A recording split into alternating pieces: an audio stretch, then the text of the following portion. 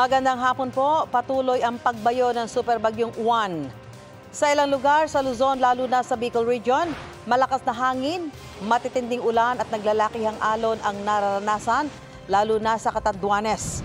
Ayon sa Pag-asa, lalapit ang bagyo sa Calaguas at Polillo Islands ngayong hapon o gabi bago ito maglandfall sa Aurora mamayang gabi o bukas.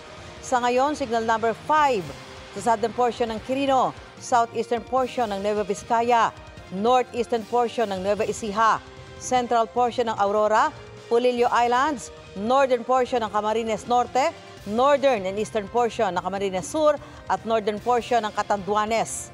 Signal number 4 sa Isabela, nalalabing bahagi ng Quirino at ng Nueva Vizcaya, southern portion ng Ifugao at ilang bahagi ng Ilocos Region.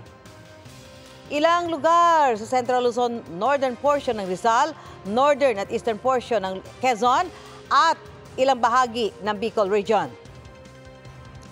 Signal number 3 sa natitirang bahagi ng Cagayan Valley Region, Cordillera, Central Luzon, Metro Manila, Calabarzon, Marinduque, nalalabing bahagi ng Bicol Region at Northern Samar.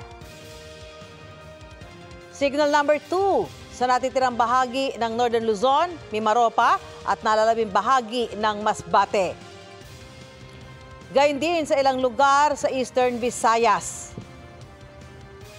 Signal number 1 naman sa Northmost Luzon, northern portions ng Palawan, pati sa nalalabing bahagi ng Eastern at Central Visayas, Negros Island, Panay Island at Mindanao.